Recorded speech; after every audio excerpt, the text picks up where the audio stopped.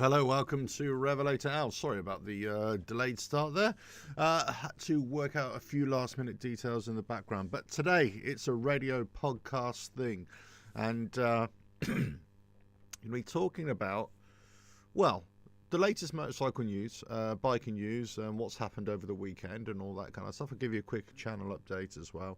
But really, the bulk of this story, or this podcast, this radio podcast thing, is about automation, autopilot cars. And I've got to say a big thanks to Harley Guz, who sent me an email asking whether I'd be interested in making this discussion. And funny enough, I've been thinking about this and looking into this for a little while. So it's almost like we're starting to become on the same wavelength. So, for future reference, if anybody wants me to discuss something or highlight something in one of the shows, then let us know. Send me an email via the website, and just raise an issue, and then I'll dig into it and see if it's got any meat on the bones, as it were. So basically, it's really about cars on autopilot. Are they risky? And we know, like Tesla, have got their autopilot. Well, it's not really a fully autopilot car, but it's automatic features. We've got Mercedes coming up as well. There are other cars that are in development as well, and this is the future, right? We know this is the future coming, but is it too risky? So I'm going to be digging into that. What is the cost? Is the future success of these automatic driving cars, is the cost too high? Is it an empiric victory? As old historians would say, it's an empiric victory. The human cost was too great for the success in the battle, as it were. The battle being the future mobility and how we do that. And how many casualties are we going to have along the way? And unfortunately, that's what happens in technology anyway.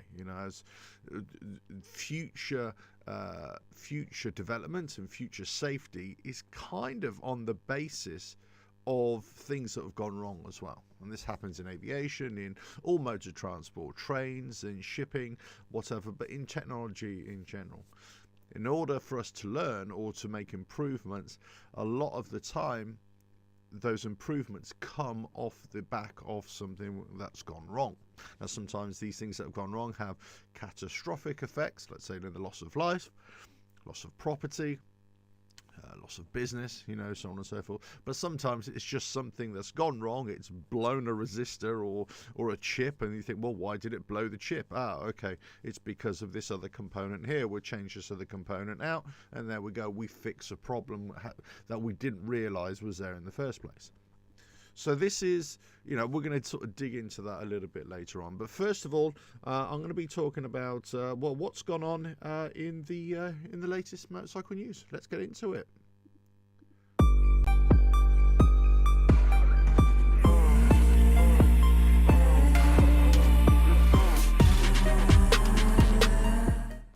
Okay, I've got to say there hasn't been a lot of motorcycle news over the last couple of days. If you go to the website revelatoralf.com, I am still putting out lots of new stories out there.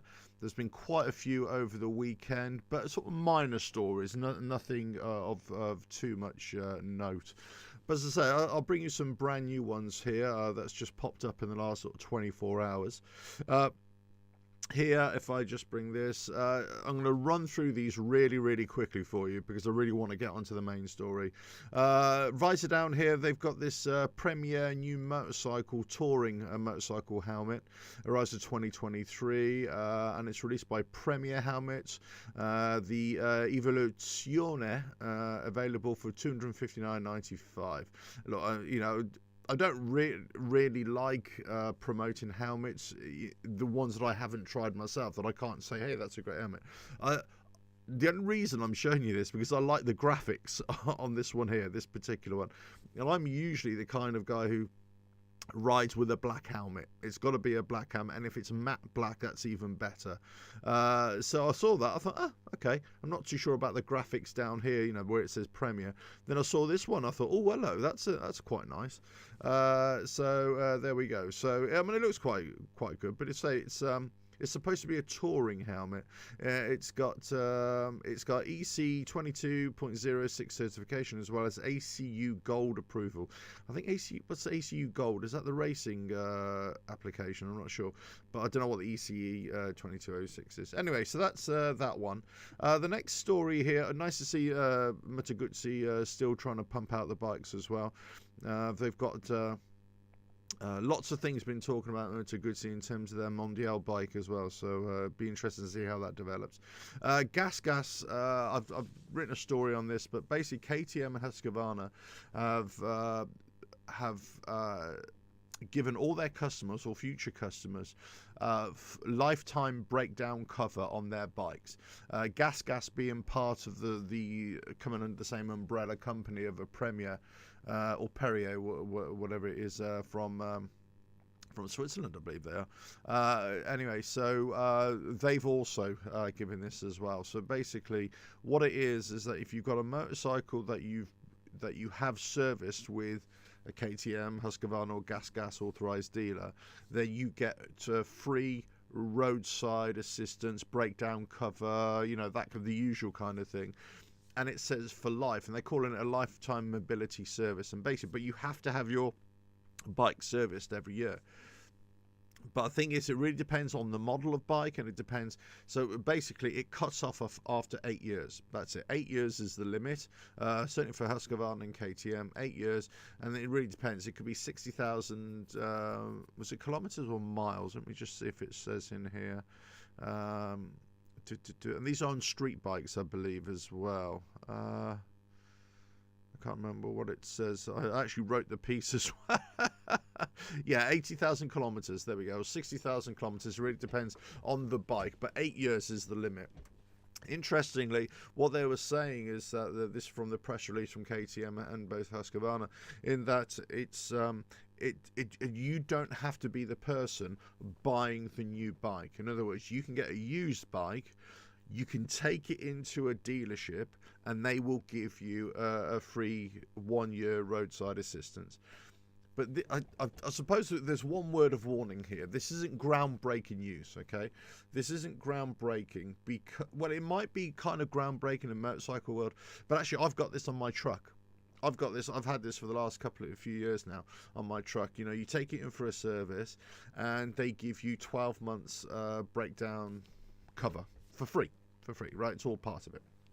So, and this kind of falls into some of the things that have been happening in the automotive world, in the car world, truck world, are starting to creep into the motorcycle world. Okay, this being a case in point, but also if you saw my story on the Sinus motorcycles giving a 7-year warranty, yes, that's tied in with you taking your bike in for a service, so on and so forth. However, it's still there. You're still getting a 7-year warranty.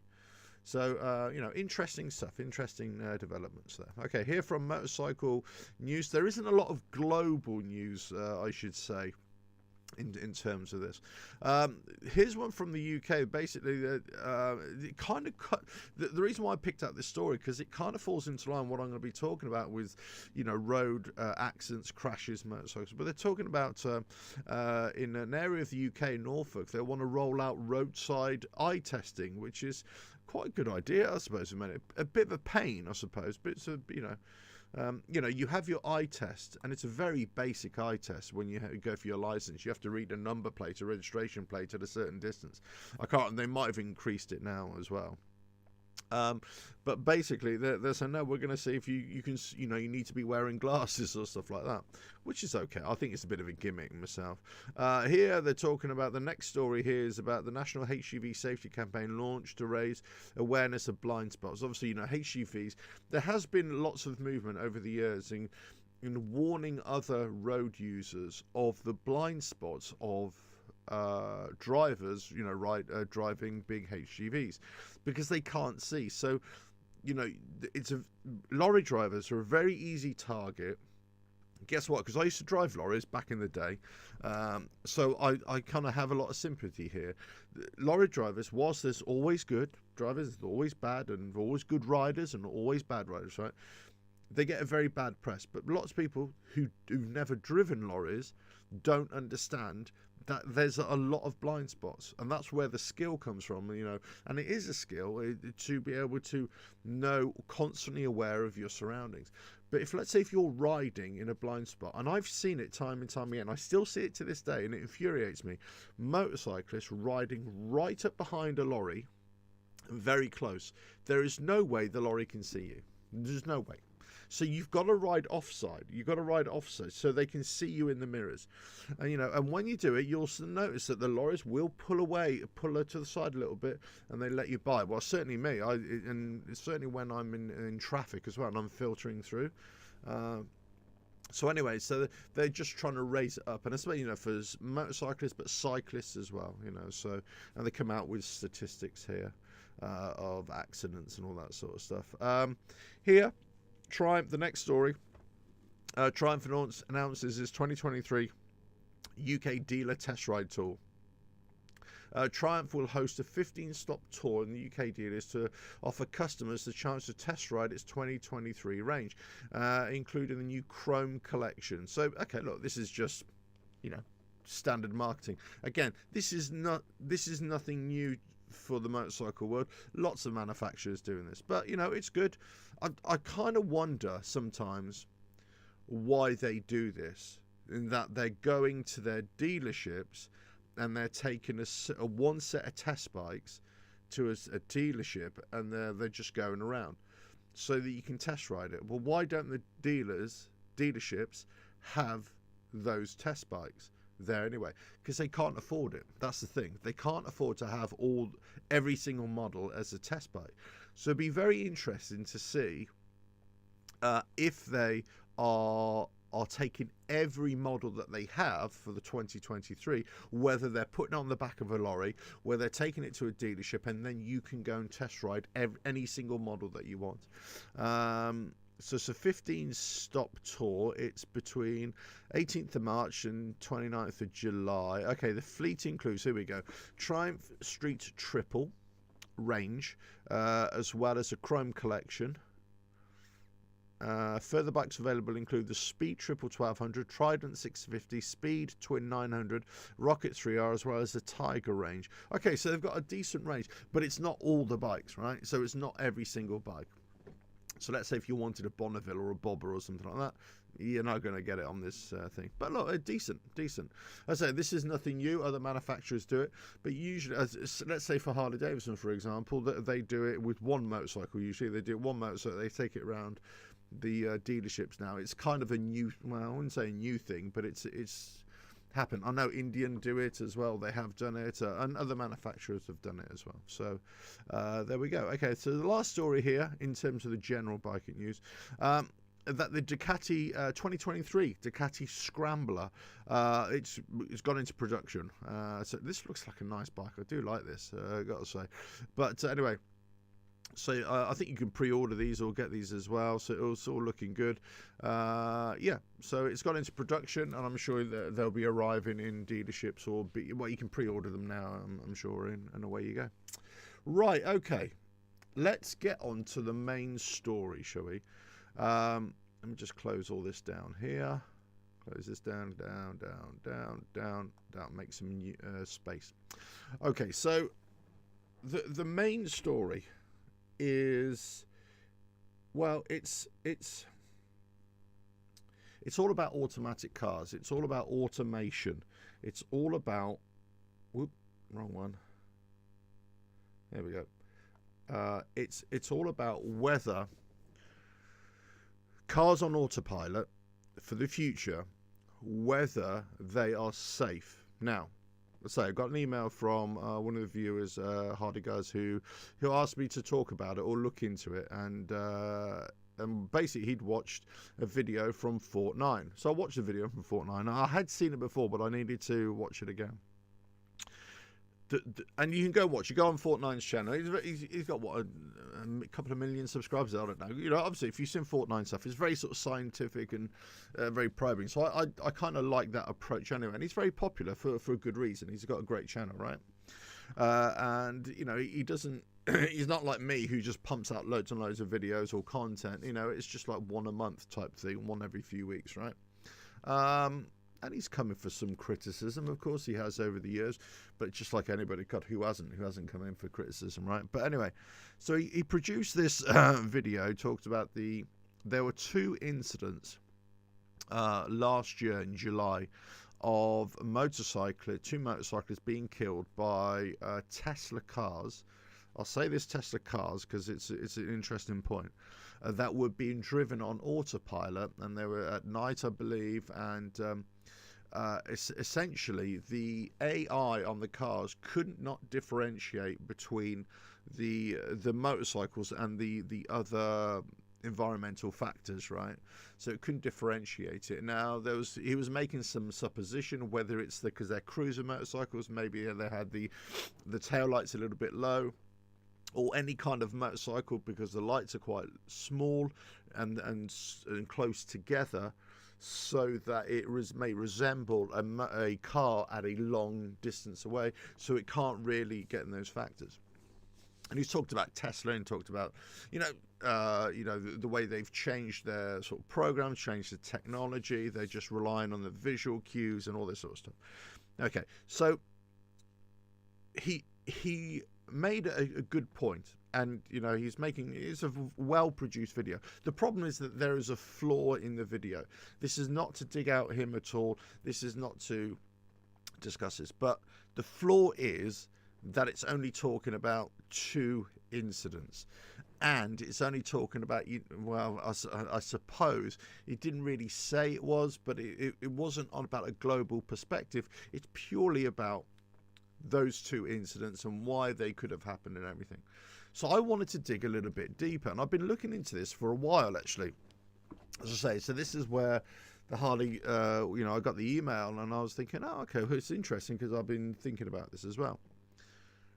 And the reason why I've been thinking about it, because actually here in the UK, there is proposed legislation, or there is legislation coming through for this year to allow fully automated cars by 2025. So that we're in the throes of this kind of legislation. The problem is with the UK legislation, but this is mirrored by lots of other countries around the world. It comes to, and Fortnite kind of mentioned this as well. They say, well, who has ultimate responsibility for a collision when the autopilot is being used? Is the autopilot always in control? Or he said, well, maybe a second before it switches itself off, the autopilot. Well, that's too long. So the rules were changed where they were trying to push out these fully automated cars. A few incidents took over, and I think in many countries around the world, they actually said, no, you cannot have fully automated cars. The driver has to be in control still. There still has to have all driver inputs. Now, this lends itself to lots of other technology that already exists in cars, in terms of keeping yourself in a lane, the kind of cruise control that you can have, adaptive cruise control, all these kinds of things that are already appearing in vehicles. And it's the level of automation, and it's the level of warning to the driver. I've got a system on my truck actually, and I've got a very similar system on my partner's car as well, in that it's like a collision avoidance, but it's a very interesting thing. Some vehicles have a collision avoidance where it applies the brakes, or cuts off engine power as well. Some is just an audio warning. My truck is just an audio warning, like a collision avoidance, but I tell you what, it just goes off sometimes when there's nothing there. And you're like going, what was all that about? Why is it giving me a collision avoidance when nothing is there? So there's problems, there's flaws in the system, there's flaws in where it's interpreting data, And and it's all down to sensors, right? Sensors and cameras and all these kinds of things. I'm getting a warning on my car on a regular basis, especially during the winter months, is that there's ice or something over the lenses, the camera detection system. It's covered over, it can't see very well. So whether it's fog, whether it's ice, whether it's mud or dirt or something like that can affect it as well. So in optimum conditions, these systems really work well. But we know in the real world, optimum conditions very rarely exist. Let me just get this here. There we go, that one. They very rarely exist. So what is going on? What is going on with the technology? How far is it gone? And is it only limited to a couple of incidents here and there where there are serious questions to answer? So if we take Tesla, for example, there have been a couple of deaths here and there. Is it only in the United States? Is it only when people have been using the autopilot on the car? Are they allowing this autopilot going on? So in the UK, they put a stop to it. And actually, lots of countries around the world, they put a stop to it. No, you can't have fully automated cars. And a lot of it's down to legislation, because they're saying, well, who's ultimately responsible for a collision, especially if a car is on autopilot? Is it the person who's put their faith in the autopilot, or is it the autopilot? Then if it's the autopilot, then you're talking about corporate manslaughter. So if it's corporate manslaughter, I would assume, I'm no legal, but I would assume there'd be some kind of corporate manslaughter. But if they're saying, no, we're going to cut off the autopilot just before the collision, then that kind of says, well, no, it's got nothing to do with us, Your Honour. So where are we with this? The problem is the technology isn't quite there to have a fully automated system. I remember having a conversation with a few colleagues years ago over dinner. We're talking about the future of whether flying cars would be a thing. Now, if you know, there are flying cars, if you know what I mean, inverted commas, certainly flying motorcycles right now. There are startup companies from Japan and all over the world, and some have tried to launch, others have failed due to funding, crowdfunding, and all this sort of stuff. But essentially, the technology is there to, like a hover bike type thing, or to, fly. It's basically a big UAV, but it can carry you, right? So you can drive it or ride it or whatever. The problem with this is that if you're going to have these kinds of vehicles, or automated vehicles, let's say, for the masses, then you either have to raise the training of everybody who's going to be in control of these things, or you don't. You just rely on the automation. But the automation has got to be so robust that it has to be trusted. You cannot trust, billions of people to be able to evolve themselves to be able to deal with this technology. The best way to do it is to trust in the automation.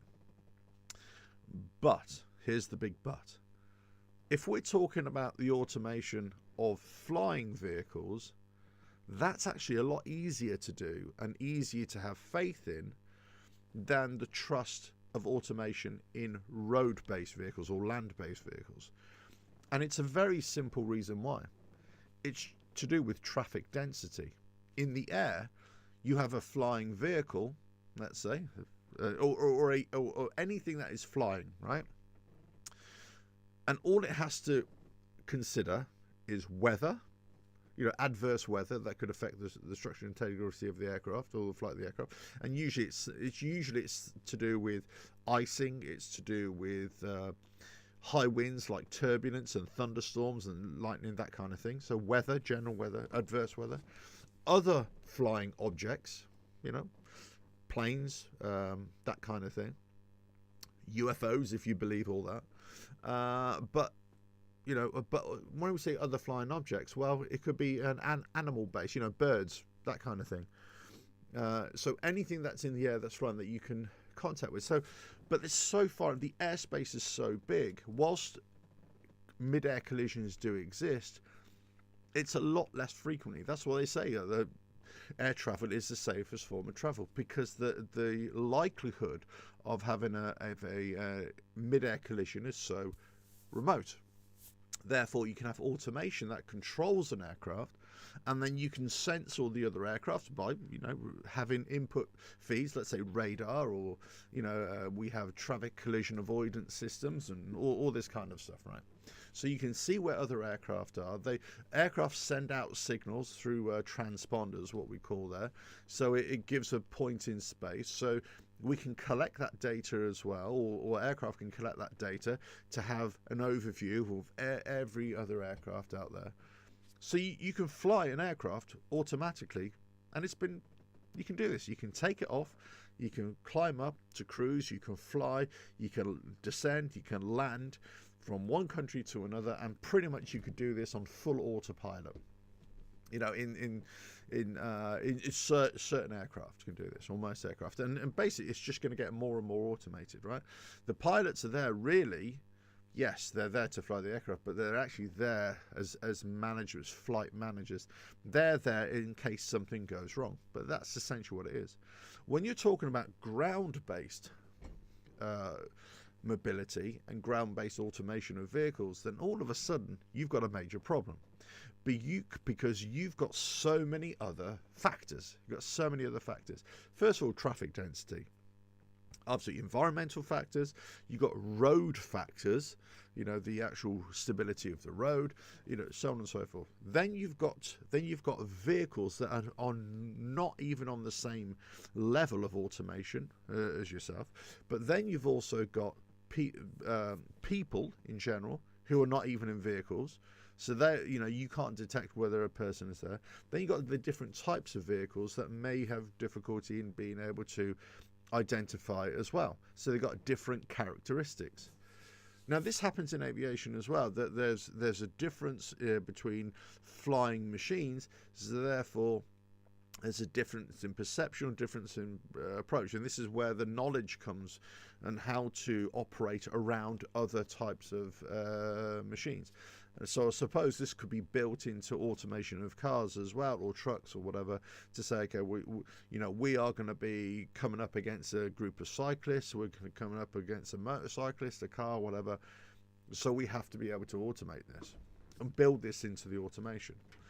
Here's the problem. The problem is that the level of automation right now, or has been up to this point, hasn't been detailed enough, and whilst it's learning all the time, it hasn't been detailed enough to overcome these issues. And these issues occur all the time. They're all the time. They're happening all the time.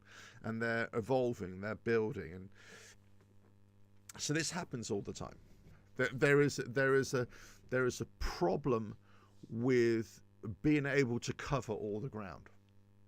So this is what was discussed in the video a little bit.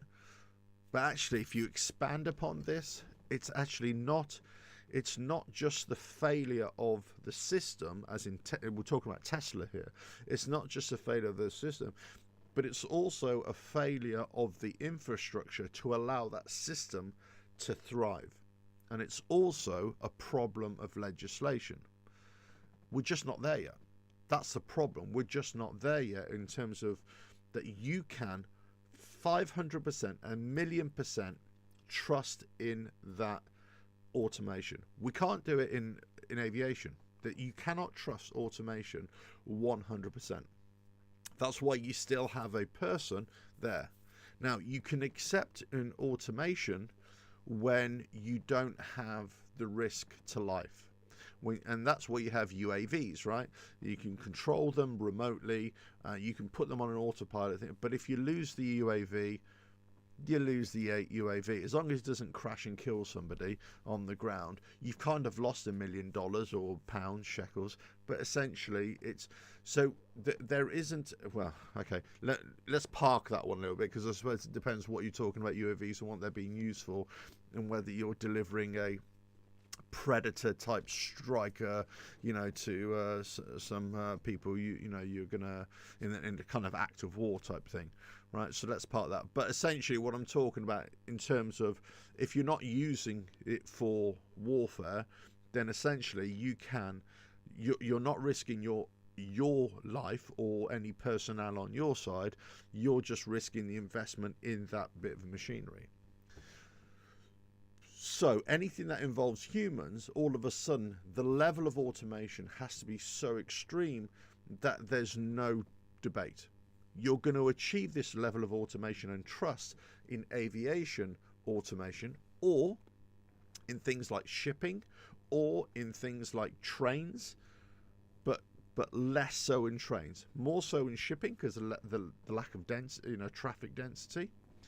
It's only when you get to shipping lanes, or you get into near harbours or country, or near the where it gets a little bit congested, or you need to get into like somewhere like the Panama Canal or the Suez Canal or whatever, something like that.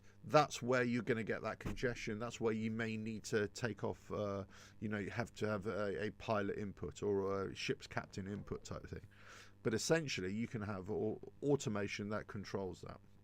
When you come to trains, yes, you can still have automation, but the whole fabled, there's leaves on the track, and there's everything like that. Or you get people, the interference of people getting onto the track, that kind of thing. It's whether the trains can detect these things quickly enough to be able to put on the brakes.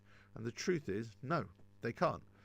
People get killed on the railways, well, I wouldn't say every day, but with alarming regularity, because people do it on purpose. Like in terms of suicide, they get onto tracks and they get hit by trains. There's nothing there's nothing you can do. There's no kind of collision avoidance system that can stop a train doing 120 miles an hour or however fast they go with all that mass and suddenly expect it to stop on a dime. It just doesn't happen like that. You need to give it time to be able to stop. Just like a ship doesn't stop just like that. A plane just doesn't stop like that. So you always have stopping distances. The greater the mass of the vehicle, and also the medium in which it's moving, will determine how quickly it is to stop, right? Or how quickly it takes to stop. So they're different vehicles, and they have different maneuverable capabilities, or different maneuvering capabilities that will allow them to stop a lot quicker. Let's say an airliner, 747, whatever, against a helicopter, for example, right? Totally different maneuvering capabilities. The helicopter is going to be able to stop a lot faster in flight than an aeroplane will, right? Just stands to reason. But they got different maneuvering capabilities. So then we're going to bring this all the way down to the road level, right? So the road level, cars, trucks, that kind of thing, have much reduced stopping distances than, let's say, trains and planes and ships, right? But still, there is a required stopping distance. So if somebody just steps out in front of you, no level of automation is going to be able to stop that, prevent that. Even if you've got sensors that are just 100 miles away, let's say, if somebody just stops and you're going at a specific speed, suddenly just pulls out in front of you, there's no way you're going to stop that. There's no way. And it hasn't happened. So you have to change the infrastructure of the medium in which you're traveling in order for the automation to be able to see the road ahead, and anything coming off the side is basically filtering into the sensor view, the sensor array, so that all of a sudden you can see a vehicle approaching, converging left, right and center in your direction of travel. And then all of a sudden the automation will apply the brakes so that vehicle can get in front of you, and so then you travel off together on the road.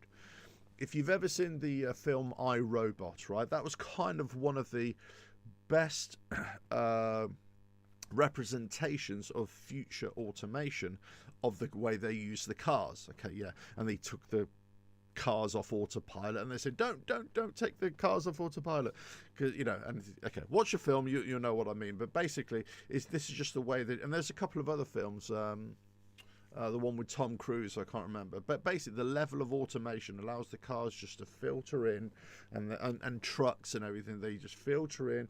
They're all working off each other when they go. But the infrastructure is completely changed to allow that, right? On the current, what we've got here, we've got vehicles that have been developed in automation, but the infrastructure hasn't been changed, and it's not being changed. So this is where we're at. Right, and this wasn't really discussed in the video from Fortnite, and I suggest you go and watch it because it's an interesting video. But the question is a lot bigger. The debate is a lot bigger than whether cars can have autopilots. They can, but they just can't have autopilots that can deal with the infrastructure that we've got. They can't deal with all the questions, all the different nuances, all the different variables. They can do their best, and they're getting better and better, but you can't do it. So here we have a situation where 2 motorcyclists were killed in the United States last July. And then this kind of sent a bit of a shockwave to say, well, actually, why did these accidents occur? The autopilots were blamed because they could not identify that they were motorcyclists. Also, the drivers of these Teslas, what were they doing? What were they doing? So that's the problem. The problem is that people started to think that the autopilot would take over and it would be absolutely fine. And that's not the case. That's a blind faith in technology. The blind faith in, and you remember what I was saying right at the very start, when I had a conversation many years ago, is that you've got to make the automation so robust that you take the human out of it. You take the human out of it for flying cars, let's say. Okay, you can't trust humans to be able to, on a mass scale, to be able to deal with that level of automation. You can't do it. It's because people have different intelligences. The cost would be too great to try and train everybody up to be pilot level. It just wouldn't work. Okay, and we know that. This is not being discriminatory. We know that everybody operates at a different level, but driving skill is kind of a basic level. It's a base level when we're talking about just road use, right? But people get it wrong all the time. So if you're going to try and have automation, then you've got to make sure that everybody right across the board can have faith in that automation. But if the automation fails, and it's still failing now, then you still have to have something where people are in control, and they are educated to not but trust in the automation. And this is where we're at in the UK. The UK is basically saying, and many European countries, but this is all happening in the United States and other parts of the world as well, and most notably, is that you cannot have full automation on a vehicle that people can use and trust in, because there's one of legislation, but also the question of legislation, but there's also a question of how that vehicle operates in the limitations of the infrastructure that it's operating in already. As I say, if they change the infrastructure, change all road structures, which they're not going to do, right? We're talking 200-300 years in the future for this to happen, right? It's not going to happen now. Okay, but to allow vehicles just to filter in all different directions, all different planes, and they're all coming in. And the only way it happens, if it's filtered in, if there's convergence of vehicles, so the sensors, the AI, the cameras, whatever it is, on the vehicle that you're in can detect it. But all of a sudden, if you're on a very narrow lane, then all of a sudden you've got a vehicle just suddenly coming in, let's say this way. I'm trying to get my cameras here. All of a sudden, this is your lane, then all of a sudden the vehicle comes in like that. There's no time to react. There's no time to react, and also to brake in time to be able to stop that from happening. So let me just give you some background to this. So this is just not so. Where's my? Here we go. Right. So it's just not me. There we go. Here we go. Right. So I did quite a lot of research here on this subject, as you can imagine. Right. So quite a few. I'm going to skip through quite a few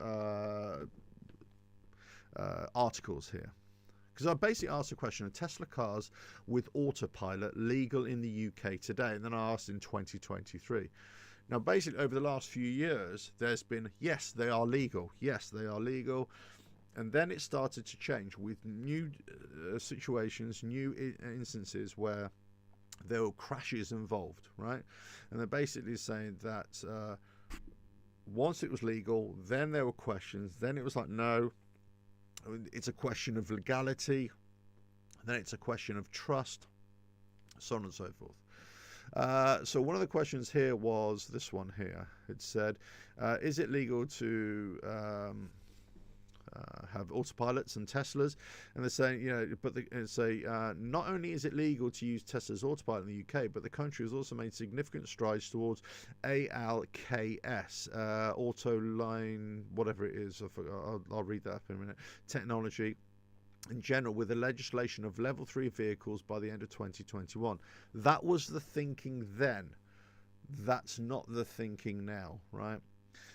Autonomous cars to become legal in the UK within the next year. So this was, when was this done? This was in 19th of August 2022. So this is kind of after the aftermath of what happened in the US, right? The first cars can drive themselves on motorways will be available to buy in the UK within the next year, the government has announced, with a full rollout of autonomous vehicles planned for 2025.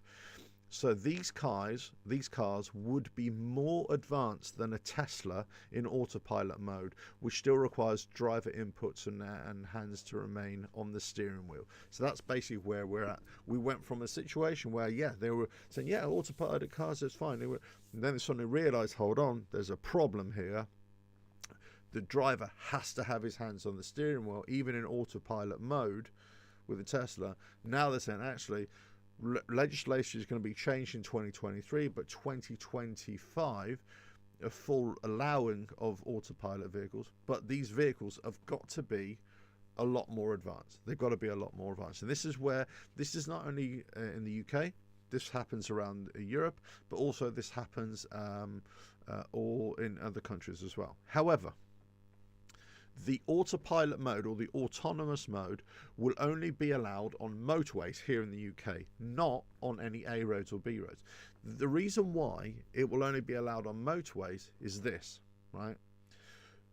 The frequency of having pedestrians or cyclists on a motorway is so remote, right?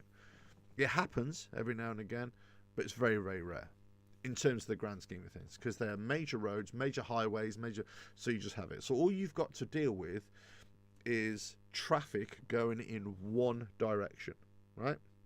So when traffic, so because of the numbers of cars and the speed at which they're traveling, if an accident does happen, usually it involves multiple vehicles, but usually they're going in the same direction, unless they flip over and go into the other oncoming lanes on the other side of the carriageway, right? So they're all going in the same direction. However, the infrastructure on motorways allows for this. Let me just change my setting here. Allows for this, you know, you're going in one direction, allows for this feeding in of vehicles to join the carriageway and go in front of you, right? So we do this as drivers. We allow this to happen. We kind of jockey with each other. Then we allow vehicles to pull in front of us. They speed up, or if they're going too slow, then we pull out to an overtaking lane. We go past them, and then we go in front of them, and so on and so forth. So we do this kind of dance on the motorways, right? We always going in position, but the infrastructure is there to allow it. However, on A roads and B roads or minor roads, there isn't this. You've got a road, maybe a single track road, single lane road, and then you've got junctions at 90 degree. You might have staggered junctions, you might have acute angled junctions coming in like that. Yeah, you know, hidden entrances, whatever. There's all sorts of things. So that's what they're saying. It's not going to be able to do this, right? It's only for motorways. The other key thing was, as well, they were going to say that the speed at which this would be allowed would be dramatically reduced. So they're saying there's levels of automation, and the levels of automation will determine what speed you're allowed to drive at and what roads you'll be allowed to drive on. So it's fluid here. It's changing all the time. So let's just have a look here. This next one. Right now, what this is okay. Here we go. So it's automated lane keeping, right? So here it's saying this is another. This is from another website here, and it's from what's this, Car Magazine. It's basically talking about this evolution, and it's saying Department of Transport has previously stated that self-driving cars could be ready for release by the end of 2022. We know that's not true now. We know it's going to be delayed, and it's actually moved into 2023. But here it's saying that the first systems to hit the roads will be automated lane keeping. So you basically got that. Well, I've got that on my truck already, but it's not automated. It just tells you if you're going off course, and you get a little rumble on the steering wheel. So basically tells you, hey, you're going off course, that kind of thing, right? But basically, which can control the position of the vehicle in a single lane. However, cars equipped with the technology will be limited to 37 miles per hour. I don't know if this is still relevant now, but this was a thinking back last year, and will need to pass a UK type approval. So in other words, it's kind of like you're going to have this system, this level of automation, but we're going to make sure that you can only go at really slow speeds, and you're going to have to pass a UK type certification or a European or an American type certification. Therefore, it's kind of going to be unusable. It's kind of going to be irrelevant.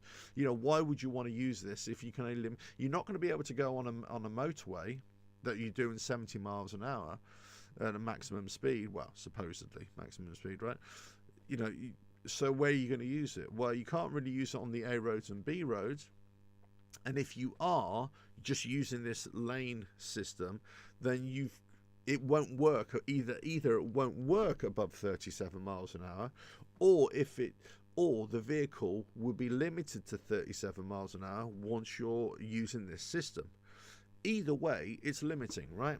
So you could say, okay, well, maybe only use this system in built-up areas, in urban areas. Well, I think that's a very small component to deal with. If you just want to keep within your lane at slow speeds. I think what you need to do is just think about all the other factors, pedestrians, cyclists, other vehicles, of course, motorcyclists, that kind of thing. But basically, so it might sound the UK government is dragging its heels on the matter, but one of the main reasons not rolling out the technology with greater enthusiasm is because lawmakers, as I've said, haven't created a good enough set of rules for accountability when all goes wrong. As I say, who's to blame? Is it the driver who put their trust in the automation, or is it the automation itself that has to be blamed? Well, you can't blame automation, but you blame the producers of the automation. A car is just a car, it's a machine. Do you blame the machine? Well, then no, you're blaming the producers of the machine. So then we're talking about corporate negligence, corporate manslaughter, that kind of stuff, which, as I say, I'm not a legal, but you would imagine it's that kind of realm.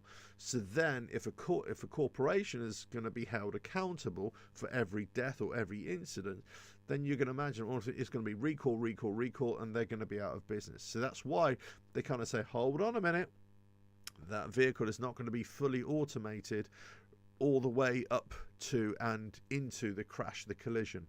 No. So to have full automation, it's a massive step.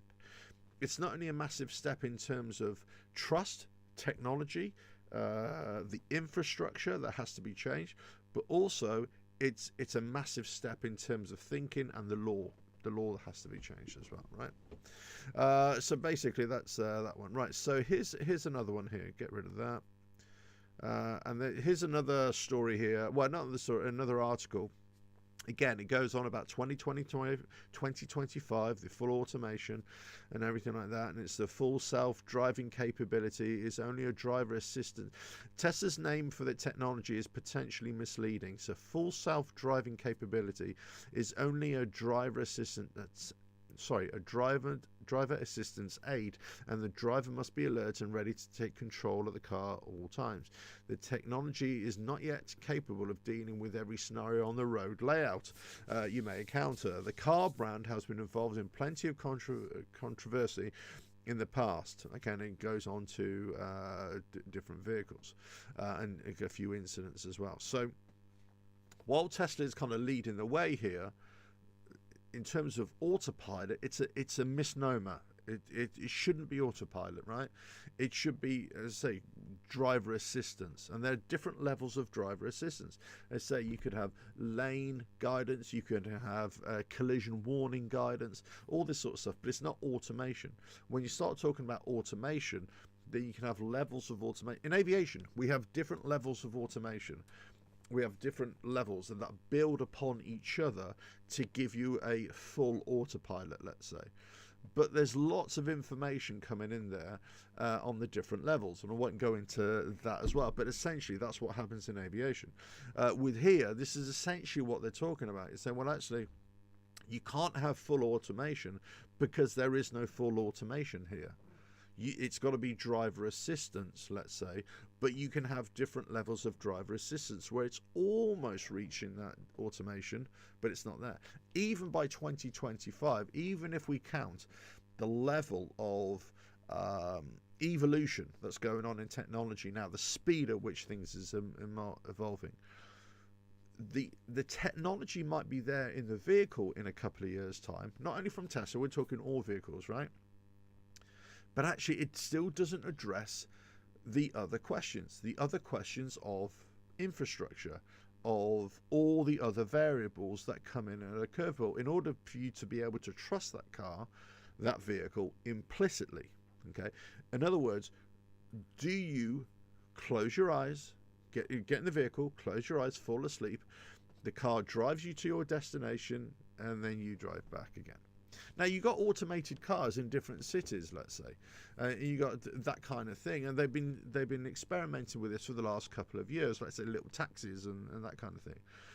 But for the most, and you got also vehicles that are Autobot vehicles that deliver your shopping, right? And they just go onto, they will follow a certain path, and if something's in its way, like a pedestrian or a child or whatever, it will just stop.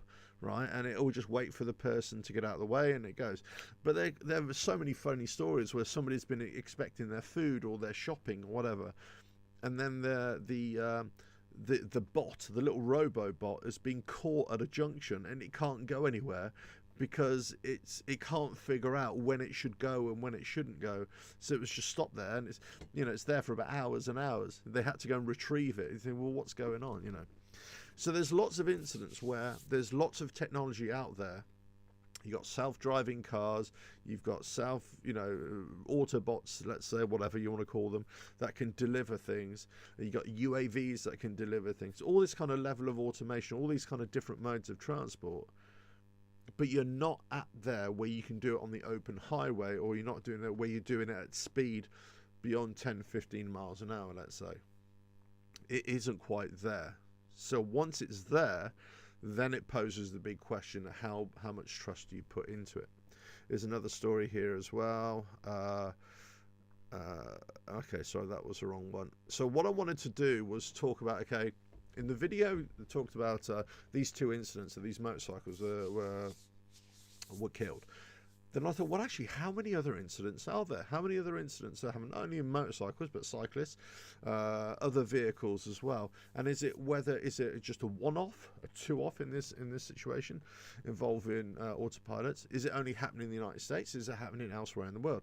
I did a bit of a research of different incidents all around the world, and quite a few scenes here, and some some questions being asked around the world about vehicles involving Teslas, but other vehicles as well, and people dying here, left, right, and centre of different years, either before the incident, said in the from 2022, or after the incident as well. Things going on in some China as well, crashes with motorcycles here, again with Tesla here, and again the Tesla's autopilot safety question after latest fatal crash, and it just goes on. That's just a repeat of it. What I wanted to give you here, more motorcycle crashes here. So it isn't just an isolated incident, right? This is what I'm trying to say. It's not just an isolated incident. It's not just one vehicle, one Tesla hitting a motorcycle. The Teslas are hitting other vehicles, but it's also about the blind faith of people putting their trust, or their increasing faith in trust in a system that is not foolproof. And I suppose the question is, you can never have a foolproof system, right? You're always going to have some kind of failure. There's always going to be some kind of vulnerability. It's whether that vulnerability is exposed, and when is it going to be exposed. And the problem is, we just don't know. For the most part, we just don't know when that vulnerability is just going to be exposed until it happens. The problem is, as I said right at the start of this, and kind of in terms of technological evolution or development, that is kind of built upon the mistakes or the factors that developers were not even aware of.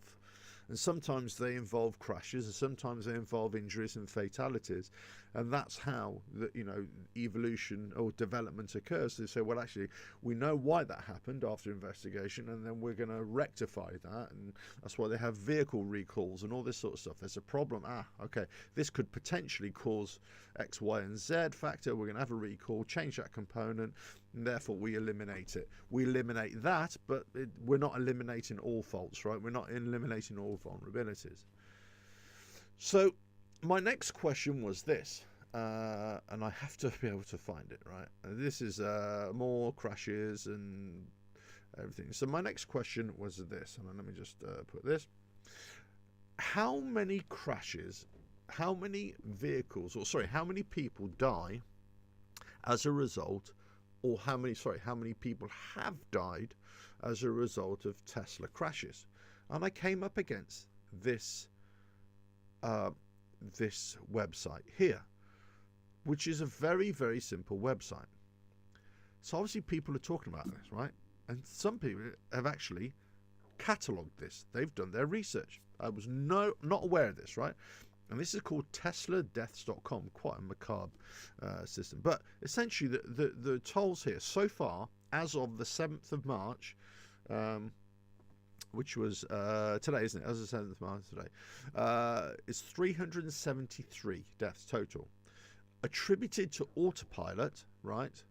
19. And so you can go and do your research. You can go do your research. There's a very simple spreadsheet here, and the basis of where it was and where the incident occurred. And most of it, I've got to say, is in the United States. I'd say most of it is. A couple in let's just say a few European countries here, that kind of thing. Yeah, mostly European countries. A couple in Australia. There's I think there's China. Yeah, China, South Korea. Lots of European countries. Mostly USA, Australia. Just trying to think any other. Mexico's one. Canada, obviously, that's what I meant, USA and Canada. But overwhelmingly, the incidents involving death are USA. In the automation was actually only 2 or 3 that I could see that involve motorcycles that are autopilot attributable. I think there's a couple of cyclist ones as well. And I haven't gone into the full data, but go and have a look at this. This is TeslaDeaths.com, which is, I don't really want to plug it, but you can say this is where the data is coming from. And so, this is quite interesting that they're cataloguing this, or somebody out there is cataloguing this. They've taken an interest to see what's going on. I think they're taking an interest in this to see, actually, well, what is the level of automation? How much can we trust it? Let's catalogue what's going on. Because in the end, who do you trust? Do you trust the manufacturer? Do you trust somebody like Elon Musk? Because, or do you trust what you can see? Can you trust with your own eyes to see, actually, there's problems here, there's something like that? Then if you're a vulnerable road user, then all of a sudden you've got a vehicle that's potentially somebody might be using on autopilot, and then they're putting their faith in autopilot because they think, oh wow, this is amazing, these Teslas are so great, this Polaris, this Mercedes EQ, this whatever vehicle is so great, you can trust it completely. They trust in it completely because they haven't got anything to measure it against. Nothing has ever gone wrong with them. Until something actually goes wrong, then they'll be able to say whether they trust it or not. So those of us who are used to this kind of automation world in our daily lives, let's say, we know that there's trust, but there's management. And you manage the expectation, and you manage where it will work, but what to do if it doesn't work or if it fails. And the problem is there hasn't been the training, let's say, to recognize a failure, recognize where the system is failing, but also to overcome that failure as well. And the problem is that the reliance on this automation, we see it in a very simple technology, sat-nav technology, right, where people just blindly follow the sat-nav. They're not having a full awareness of their position in space.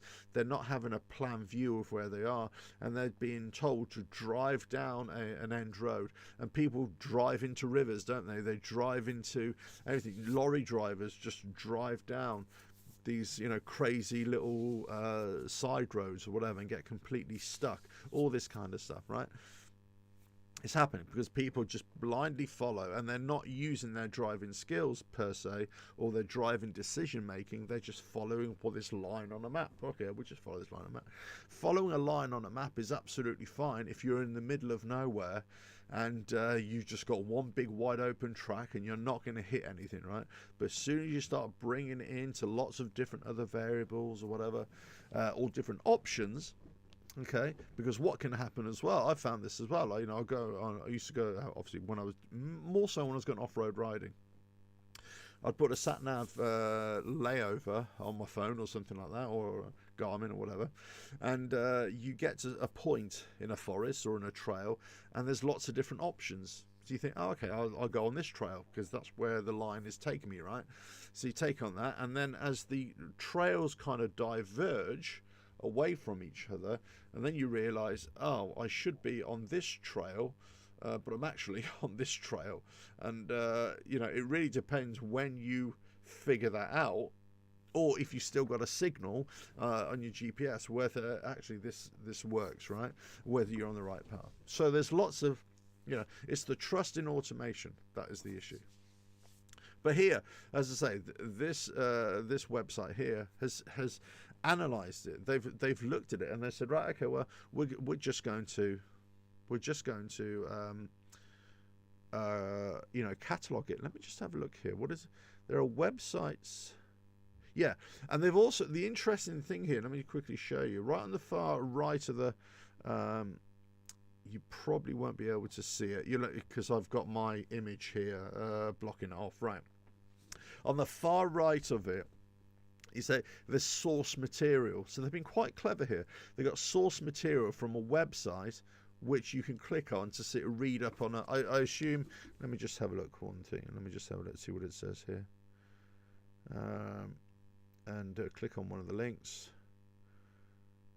It's probably going to give me, yeah, it's web archives, a little bit slow. It's,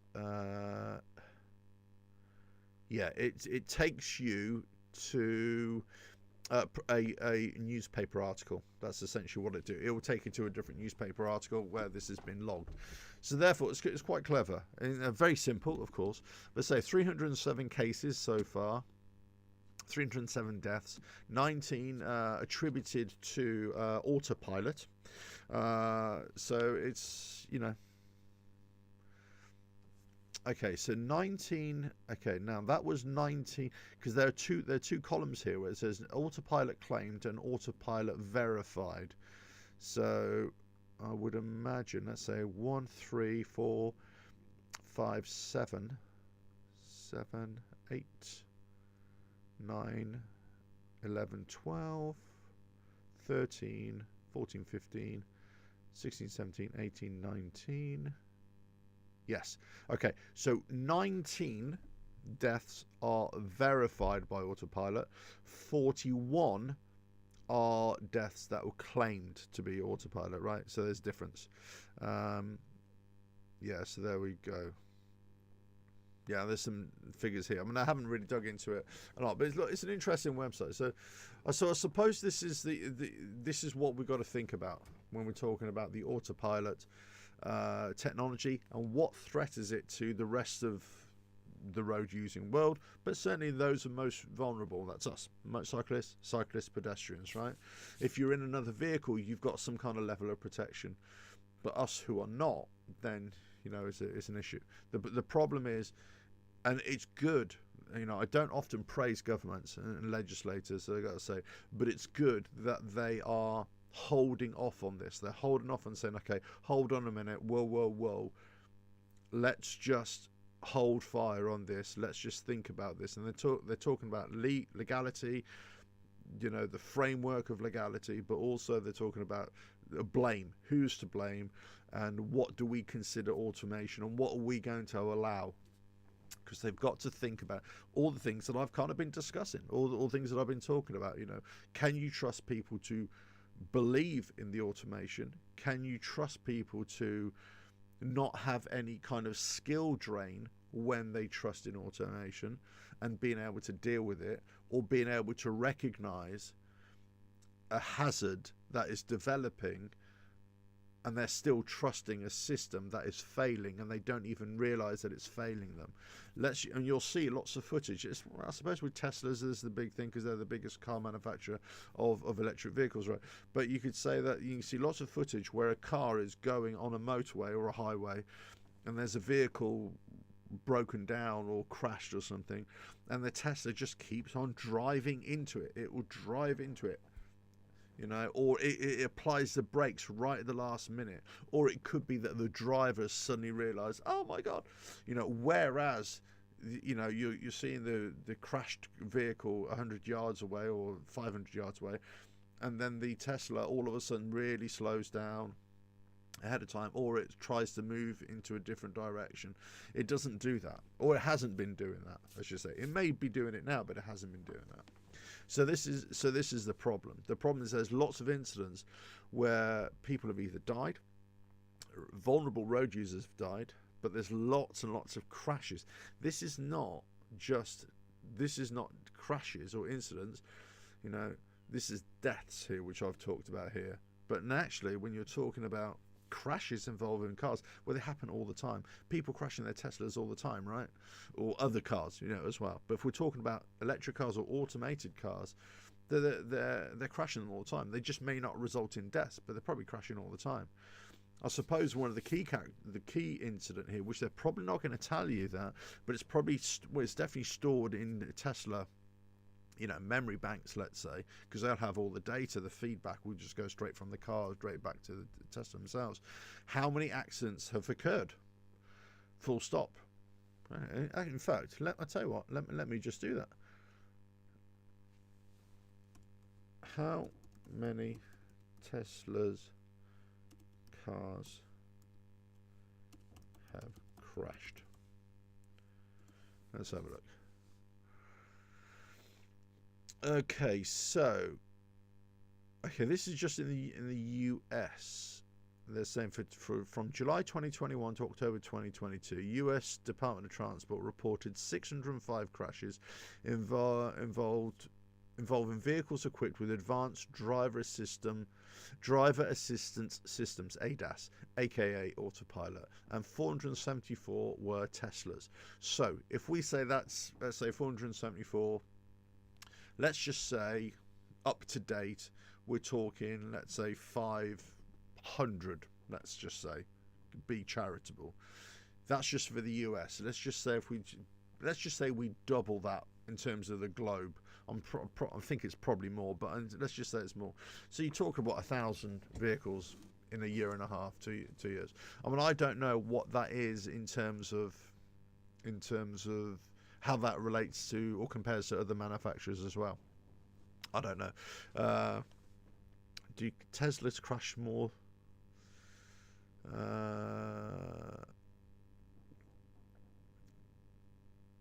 Yeah, so I'm just saying that if it's around the world.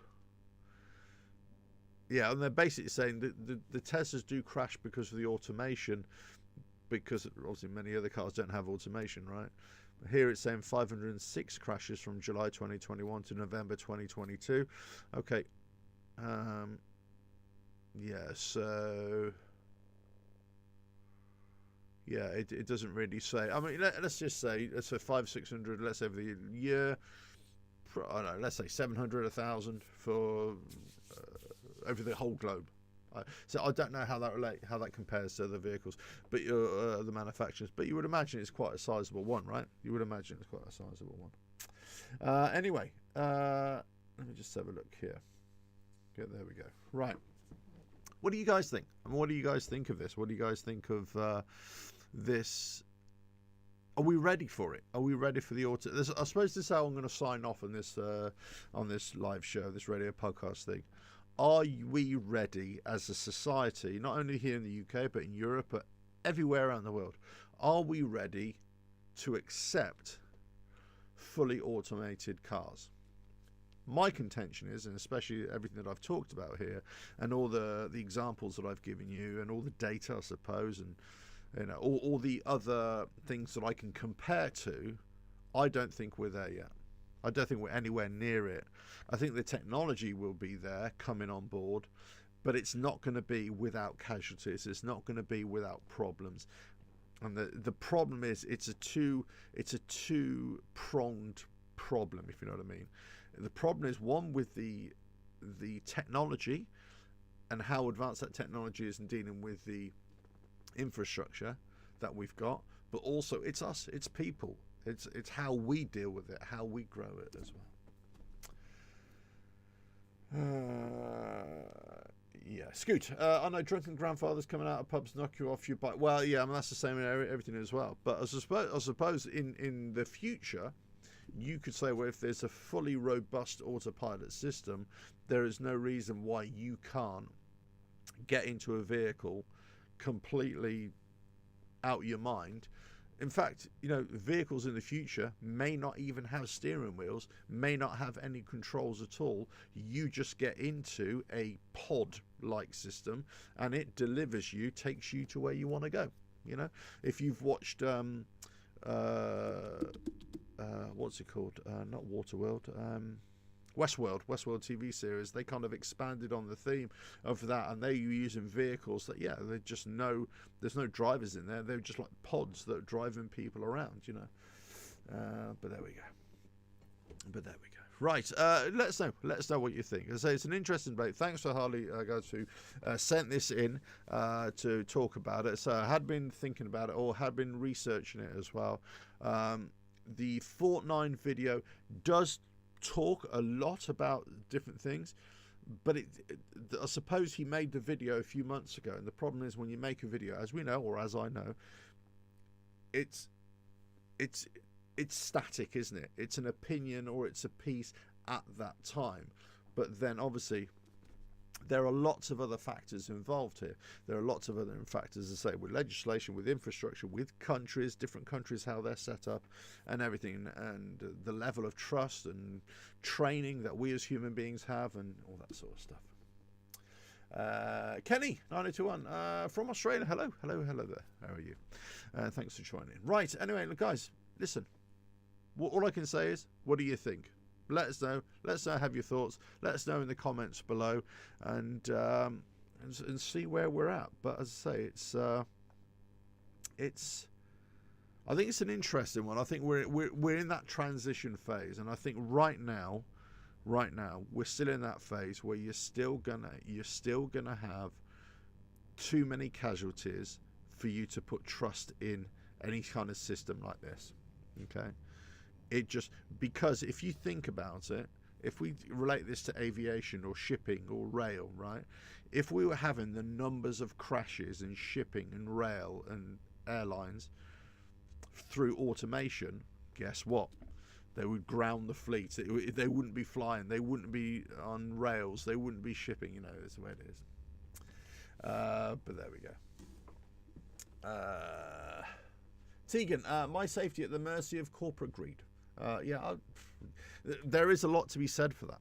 There is a lot to be said for that. Absolutely right. So what's the topic tonight? The topic was automation. Do you believe in cars on autopilot? You know, we're talking about some motorcycle accidents that have occurred or deaths occurred through Teslas being on autopilot, being driven on autopilot, and the autopilot failed basically. So we're talking about a whole grand scheme. So I tell you what, go back and watch from the start. Go back and watch, and that's it. Look at the crash in Greece of the train. Yes, exactly right. You know, they happen all the time. But all I'm saying is, you know, they don't happen every day. You know, these things happen a lot less frequently.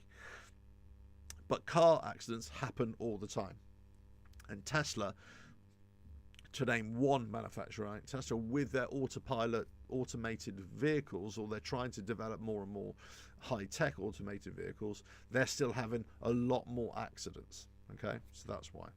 The problem is we don't really think about accidents in vehicles as so severe because of the numbers of people usually involved in those accidents. We're talking about 1, 2, 3, 4, 5 people at a time. Every now and again you might get a coach crash that involves 20 or 30 people, right? But it's very rare. Mostly the small numbers at any, you know, given time. Now I don't trust anything that takes me faster than running speed. Well, there you go. Well, for me it's walking speed, but there we go. Without you being in control. That's right. I mean, you've got to have, personally, you still got to have a level of control. You've got to have a level of input. You've got to have a level of understanding of how the system works, and also how to overcome that system when it fails. Until you have that, you're not going to have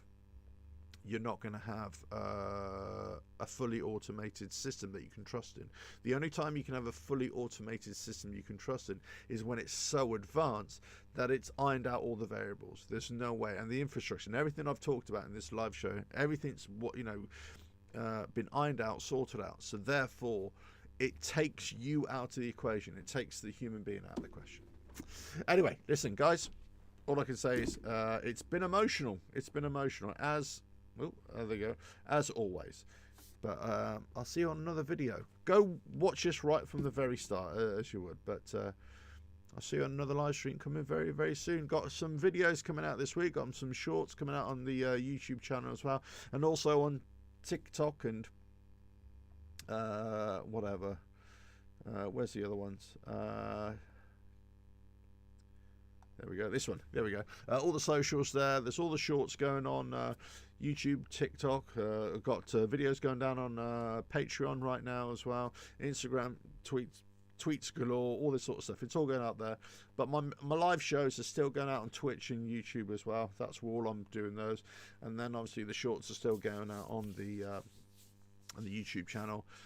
Videos, normal length videos are going out on the YouTube channel as well. I got one yesterday, got another one coming out on Thursday as well. I'm going to be planning to do more this coming week as well. But anyway, all I can say is it's been emotional. Thanks very much, and I'll catch you again. Ta-da.